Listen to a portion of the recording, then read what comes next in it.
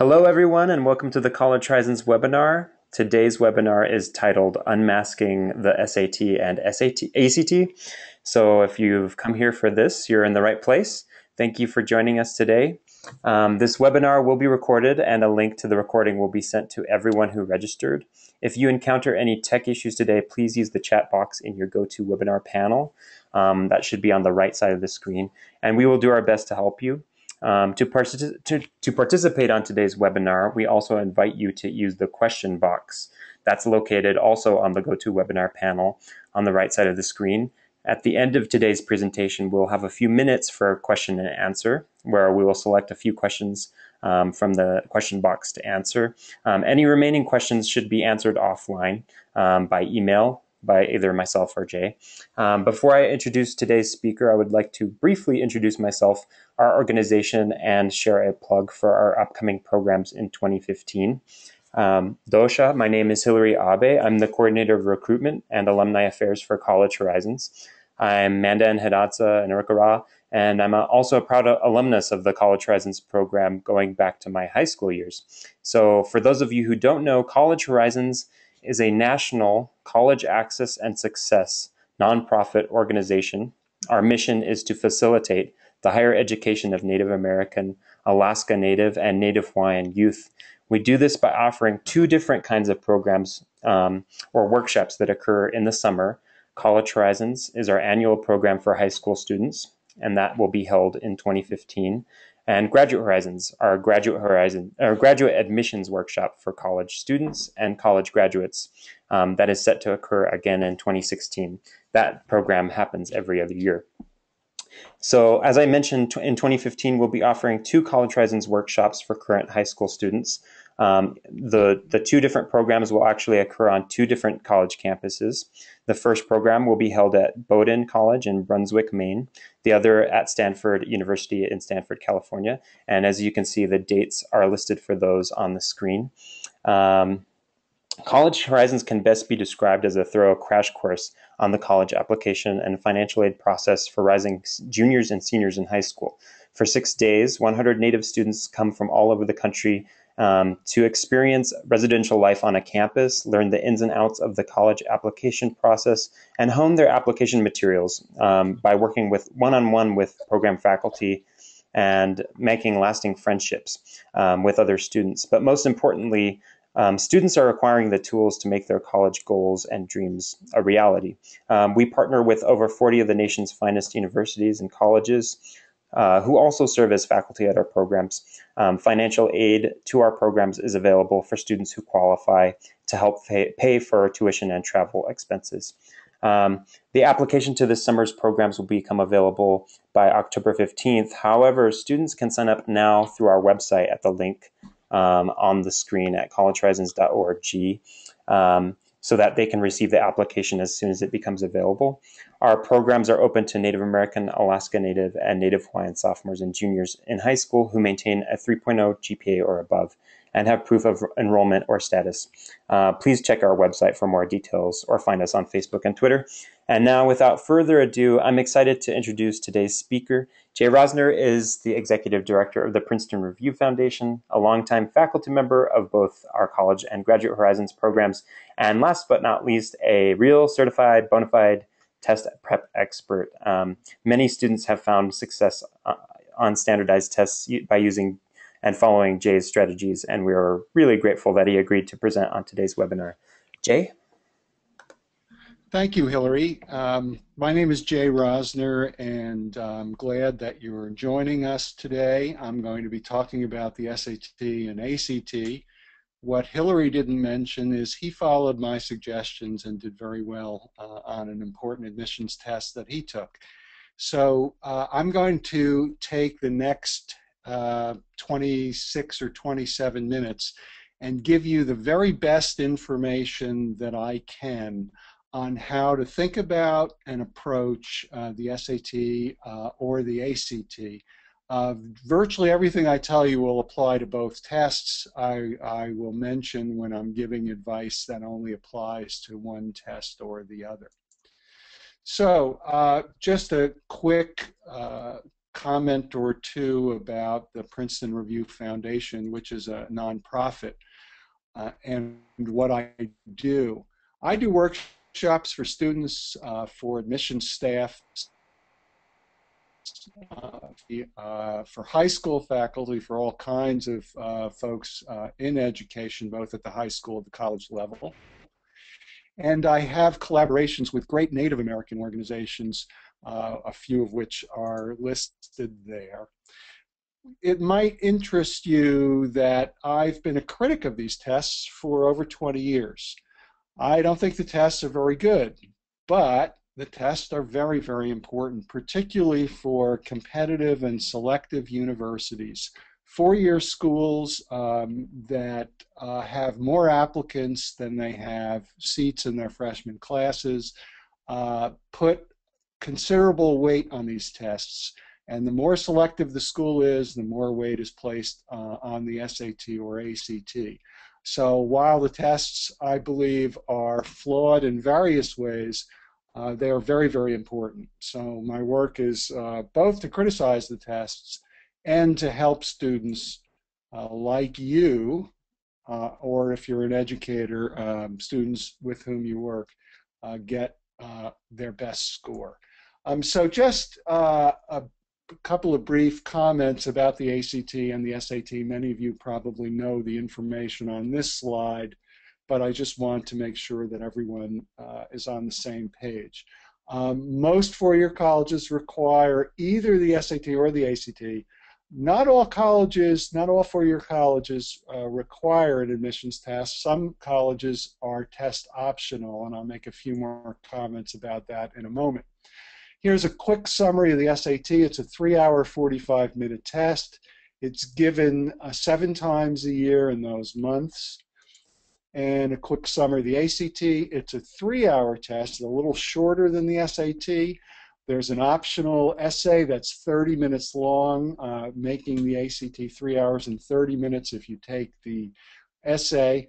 The essay is required by some, not all colleges. So you'll see on a college's admissions requirements whether they require just the ACT or the ACT with essay. And that's given in those months of the year that are listed.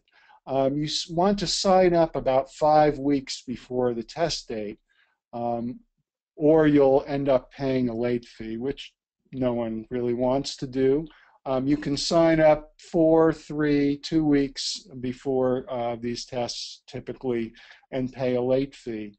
But I suggest you sign up early. There's another benefit to signing up early, and that is you will more likely get the first choice of a location where to take your test. And I'll repeat the point that I made before. The more selective a college is, the more applicants they have for the number of seats they have, the more weight they will tend to put on the tests, on the SAT or the ACT. So it's very important. However, there are, as I mentioned before, test optional schools. And those are colleges and universities to which you can either send an SAT or ACT or not. And they will tell you that very, very clearly on their websites and in their brochures, whether they are test optional or not. What do the ACT and SAT measure? Let's get right to the heart of the matter. I want to let you know what I believe, this is my opinion, of what these two tests measure. Do they measure how intelligent you are? I say no, based on my experience. That is my opinion. Do they measure how well you'll do in college? You might think, well, these are college admissions tests. They will probably indicate how well I will do in college. The answer actually is no, they won't indicate how well you will do in college. They do help a little bit in predicting your first year grade point average in college. In other words, 1/4 of your 4-year college experience is predicted somewhat by the SAT or ACT. So that's not meaningless. I mean, that's a little something, but that's exactly what it is, very little. So these tests don't measure how well you'll do in college. They help a little bit to indicate how well you'll do your first year in college. That's all. Do these tests measure how good you are at the ACT or the SAT? And the answer there is yes. That's exactly what they measure, and that's all that they measure. So if someone has a high ACT or SAT score, you might think, well, they're smart. And maybe they're smart, maybe they're not smart. What do we know if they have a good score? We know that they're good at the test. By the same token, someone who has a mediocre SAT or ACT score, not such a good score. They smart? Maybe, maybe not. What do we know about them? We know that they're not that good at the test, at least right now. And one of the things that I'm going to be emphasizing in this very short webinar are things you can do to become better at the test to get a better test score. So if you have a great score, it means you're good at the test. If you don't, you can improve through smart preparation, and I use the contraction PREP. You'll hear me refer to test prep. That means test preparation, and I'm going to talk about the good, smart preparation that you can do to get your best score. Now, I mentioned before that some colleges don't require the tests. They're test optional. You can send the test or not.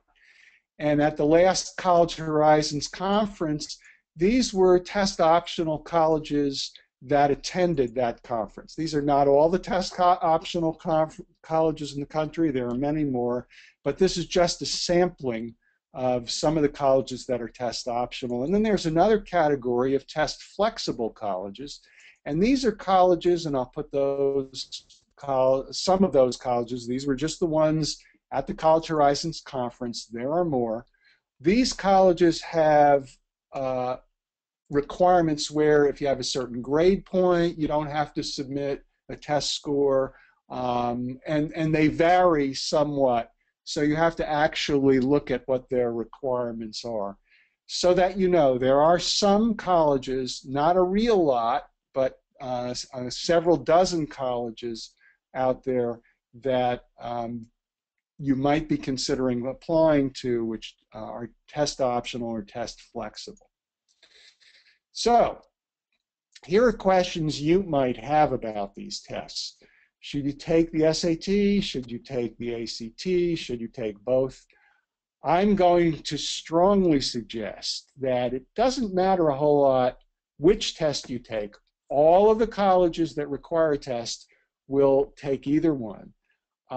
What you should consider is only preparing and preparing intensively for one test. Take both tests if you like, only prepare intensively for one test is my suggestion. When should you take it?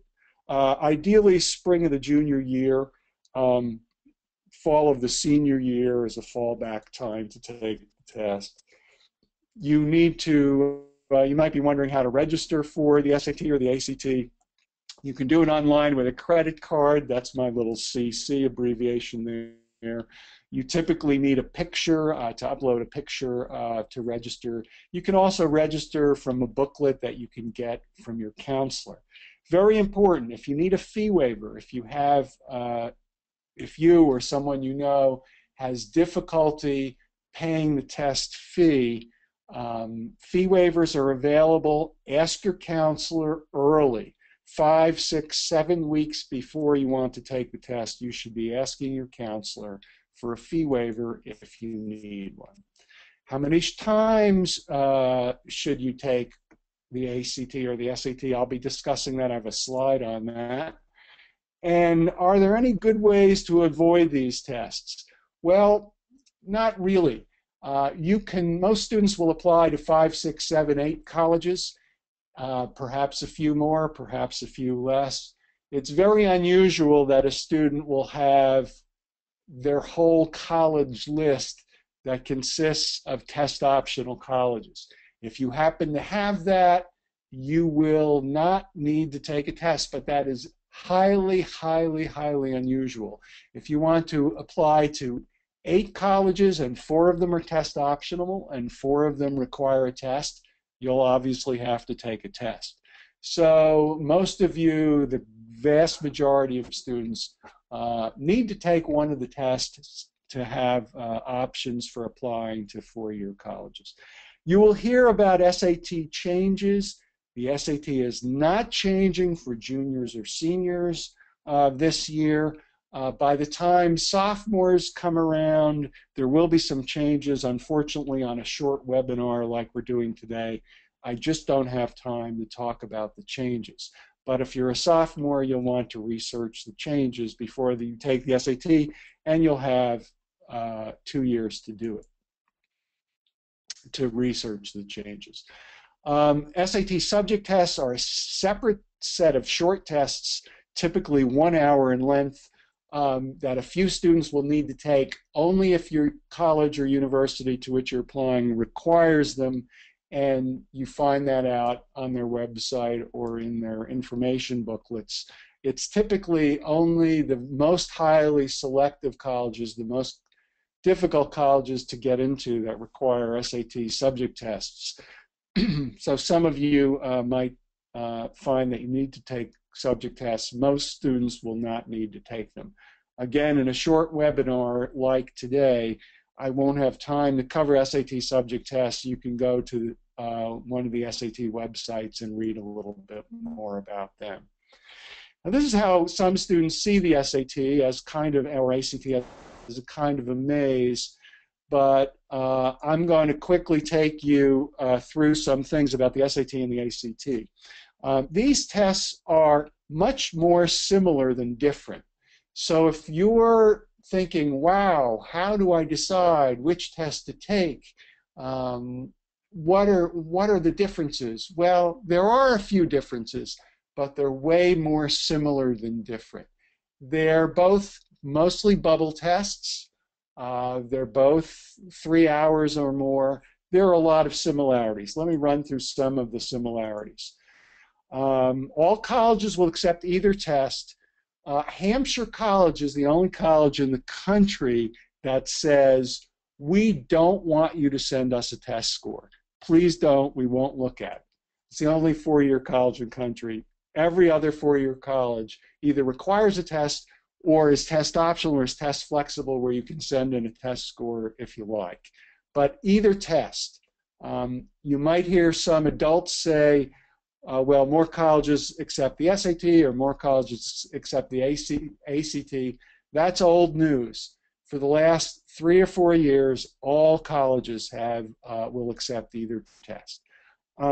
Tests are similar in that they are bubble tests. Lots of bubbles in both tests to be filled in. Both tests have a math section.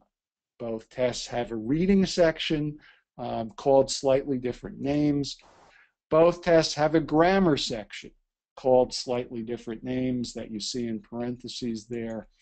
And both tests are long, as I said.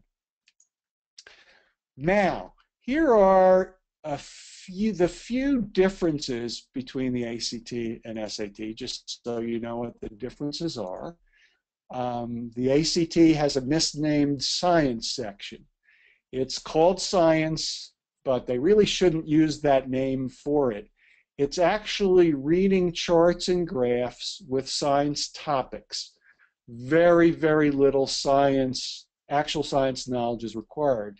So if you don't consider yourself very good at science, but you're good with charts and graphs, you'll be fine on the ACT science section.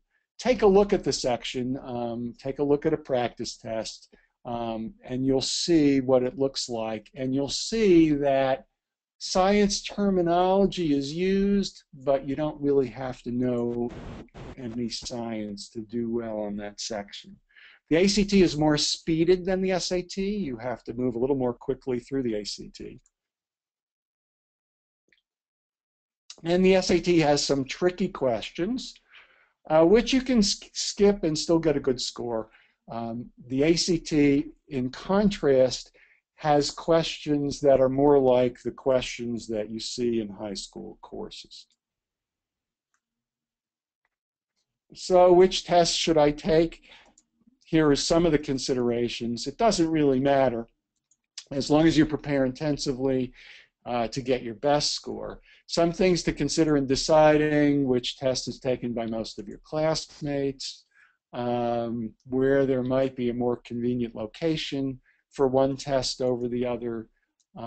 You take a look at both tests. You can get practice tests from your counselor. Every counselor has boxes of practice tests of the ACT and the SAT, or you can go online to the websites and look at practice tests and practice questions. And another good way to do this is to actually take a practice SAT and take a practice ACT. That is, sit down for the 3 hours or 3 hours and 45 minutes, time yourself, and take the whole test. You can score it and see how you do, what your strengths and weaknesses are. The PSAT is a practice SAT. The Aspire is a practice ACT. It used to be the Plan. Now it's Aspire. How many official SATs or ACTs should I plan to take? And if you're, say, a rising senior and you've already taken a test once or twice, that's why I have the little more in parentheses. So if you're first-time test takers, how many official SATs or ACTs should you plan to take? If you've already taken it, how many more should you plan to take? So when I talk to audiences live, I like to have people raise their hands and tell me the number that they think the correct answer is to this question. How many times should you plan to take the official SAT or ACT? Here's the correct answer, and it may surprise you. Once. Prepare intensively in a smart way.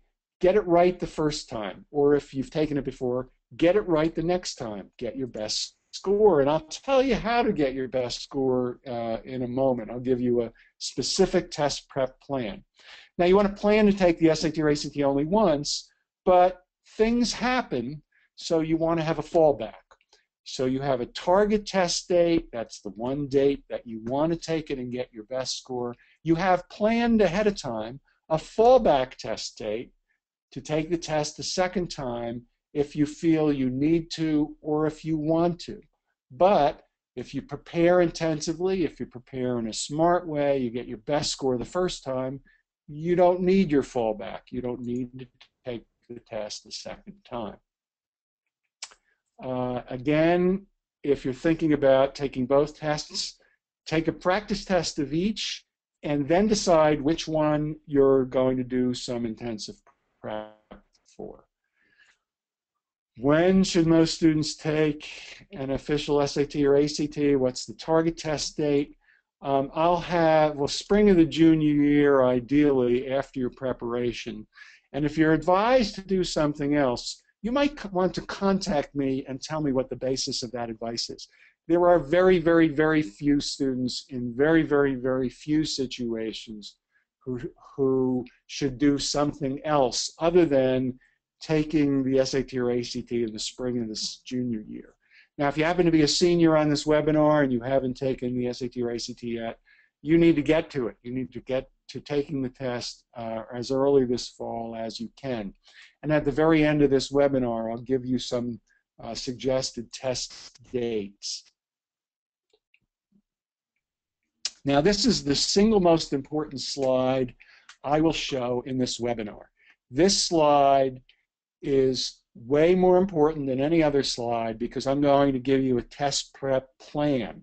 I'm going to tell you how much time and how to structure your time to best prepare for the SAT or the ACT. So here are the test prep minimums, and this is whether you're taking a course or you're doing self-study. No matter what method or approach you're using to prepare for the test, these are minimums. And that's an hour and a half a day of high quality practice, 5 to 6 days per week for 5 to 6 weeks. And I say right up to the ACT, and I should have added or the SAT. Either test, an hour and a half a day, 5 to 6 days per week for 5 to 6 weeks. And you want to take 3 to 4 full practice tests not more than one per week. You want to space them out through your 5 to 6 weeks. Now, this might sound like a lot of time to students. You might think, why should I be spending this amount of time to prepare for these tests? Reason one, that tests are important. Reason two, you want to get your best score. And reason three, you will not get your best score unless you put in good time practicing. So if you do less than this, you're going to get lower than your best score. If you do more, put in more time than this, you want to be careful about burning out. You don't want to overdo it. But you want to try to hit these minimums to have a good shot at getting your best score. Remember, I said this is the single most important slide I'll be showing you. If you're a rising senior and you didn't do this last time before you took your ACT or SAT, you didn't put in this amount of time of practice and preparation, you didn't get your best score. You left points on the table. Now, if you're a performing artist, or if you think about performance art, singing, you're a musician, you play in a band or an orchestra, you know that you rehearse for an important recital or performance. This time that you see to be spent on the screen is rehearsal for the SAT or ACT so that you can give your best performance. If you're an athlete, you know that you don't, if you're on a high school team, you know that you don't show up to your high school team meeting the day before your first game. You show up a month or 6 weeks before your first game for practice so that you hone your skills to give your best performance. This time I'm showing you on the screen is like athletic practice for important athletic games and events. It's like rehearsing for an artistic performance, a musical, vocal, theatrical performance. So think of it as rehearsal, think of it as athletic practice, and think if you don't do it, your performance will not be as high and not be of the quality that you could attain if you did put in the practice and rehearsal time for the SAT and the ACT. Plus, this amount of time is equivalent to about half a season of a high school sport. So it's not going to kill anybody. It's very doable. It's a serious commitment, but it's only half of what you would put in if you went out for the basketball team or if you're the editor of the yearbook. Typically, any activity where you go after school nearly every day for 2 to 3 months, which are sports and all kinds of high school extracurricular activities. This is half of that amount of time, but it's so very important because your SAT or ACT score is typically way more important than any one season of any high school sport or equivalent experience. So I'm going to run, in the last minute or two here, I'm going to run through some suggestions. If you're a rising senior, you first need to decide which test you're going to prepare for. And here's your ACT timeline. There's a September 13th ACT test date, but as of today, you would only have 2 weeks to prepare for that test.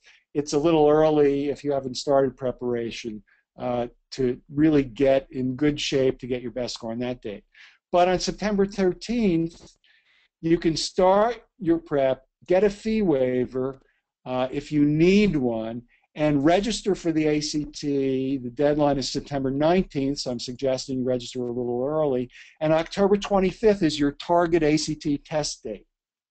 If you're a rising senior, November 7th, you could register for the December ACT, and December 13th becomes your backup ACT test date. And on the right-hand side, I'm going to show you the SAT equivalents. The SAT timeline for seniors, August 23rd, which was a couple of days ago, so you've missed a few days, but if you started right away, you could start your prep and ask for a fee waiver if you need one. Register for the test August 30th. The deadline is in September. October 11th would be your target test date for seniors. Register for the backup test date. Then for the November 8th backup test, if you need it or want it, and December 6th is another SAT, but you want to be finished with the SAT by then. So that's the senior plan, and I'm going to take 1 minute on the next page. So seniors, you should jot down these dates or come back and look at the webinar on the website, or Hillary will email you a link to look at these dates again. But these are your dates to allow for preparation to get your best score. Juniors, here's your timeline. First of all, everyone takes the PSAT. It's offered one of those 2 dates at just about every high school in the country. And you should take it, even if you're planning to take the ACT, it's a practice SAT, just because it's cheap, it's convenient, it's at your school. You can get a fee waiver for it if you can't afford the fee. Ask your counselor in September and be sure, if you're a rising junior, that you take the PSAT. Here's your ACT timeline. There's an early February 7th ACT test date, but you have to start prep by January 1st. You may not want to do that because of your Christmas break. If not, March 7th is a good time to start your prep and get a fee waiver. March 9th, register. The deadline is March 13th. For your April 18th target test date, here's the information for the backup test date in June. So juniors, there's your ACT time frame. And here, the last part of the last slide, the SAT timeline for juniors, January 31st. Start your prep, ask for a fee waiver, register February 2nd. The deadline's a little bit later than that. March 14th is a great target test for the SAT for juniors. April 6th, you can register for the May 2nd, which is a good backup test date. And then there's another SAT in June. So that is the end of the presentation. Hillary, if you want to jump back on with any questions, we're just about the 32-minute mark here, and maybe we'll take a few questions. Thanks for that, Jay. Yeah, our first question, and we've got a few. What is a good test score? A good test score depends entirely on the kind of schools to which you're applying. If you're applying to highly selective schools, Ivy League schools, you need a test score that's quite high. The average test scores, just so that you know, are 500s on the various sections of the SAT, 500 critical reading, 500 math, 500 writing approximately.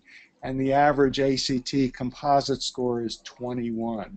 So if your score is above those scores, you can apply to selective schools and have a good chance of getting in. If your scores are below those averages, you'll need to apply to less selective schools to have a good chance of getting in. But a good score depends entirely on the selectivity of the schools that interest you.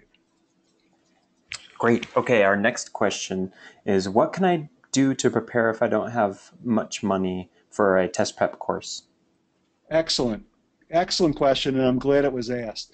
The cheapest way to prepare is to get 2 books, to get a methods book and to get a book with test questions. And I'll give you those books for the ACT and for the SAT. For the ACT, a book like Cracking the ACT is a good one. That's a methods book. You go into the bookstore and just pick out a bunch of books, or go to the library and find a book like, if you look at Cracking the ACT, you'll see what a methods book looks like.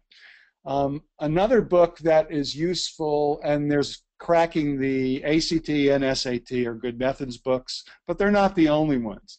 Methods books tell you how to do the questions. You'll want another set of books that have lots of questions, and those books are sold by the ACT company and by the College Board. So get a methods book, get a questions book. If you're confused about that, send Hillary an email and we'll clarify that. So the cheapest way is 2 books. They cost about $20 each. If you don't have the money for those books, you can get them in through your local library or your school library. Great. Okay, next question. If math is the weaker subject for me, how can I prepare to get a better score on that portion of my test? If math is weaker, then you want to take those 5 to 6 weeks that I talked about and spend a little more of your time on math than on English, so that you might spend 55 or 60% of your time on math. In other words, if you're prepping for 5 days in a week, you might do 3 days of math and 2 days of English or reading. So skew the time that you spend preparing slightly, and this applies to everybody. You should skew the time you are spending doing prep slightly toward your weaknesses. You still want to work on your strengths, but spend a little bit more time working on your weaknesses. Just about all students will benefit by doing that. Great. And our last question here is, are there any websites that are helpful resources for test prep that you could recommend? There are lots of websites. My colleagues at the Princeton Review have a good website, but there are many. And what you should do is look at 3 or 4 different ones and pick the one that you like. Pick the one that seems to be giving you the best, the clearest information, and use that website for information. Much more information, much more detailed information, though, is available in the kinds of books that I was talking about, in the methods books, where they'll give you techniques for answering test questions. So the web tends to just not be as deep a resource as a good test prep book. And then actually one more popped up here. When will the test prep for the new SAT become available for those that are sophomores now? Oh, that won't become available probably for another year to year and a half. The College Board just has not released enough information right now that the test prep companies can develop good test prep materials. But that will happen over the next year and a half or so. The College Board will release material about the test, and then the test prep companies can develop preparation materials. So that'll take a while over the next year to year and a half. Great, and I think that's it for the questions, Jay. Without further ado, thank you so much for being on this webinar with us today. We hope you got some useful information out of this. We'll be emailing out the link to the recording, and we'll also be sure to include some of the slides with the test dates on them, the registration and the testing dates, so that you can have those to reference for students. Is there anything else that you'd like to say, Jay, before we close out? No, just that folks who have more specific questions or who think of questions later can send them to you, Hillary, and you can either answer them or forward them to me. We'll get you back an answer via email if you have a question. Yes, that's correct. And please feel free to visit the website. If you do not have my information, I'll actually be emailing that out with the recording, so you'll have that. And yes, I will absolutely forward any questions that you might have that I can't answer to Jay as well. Thank you for joining the webinar, and we're going to close out now.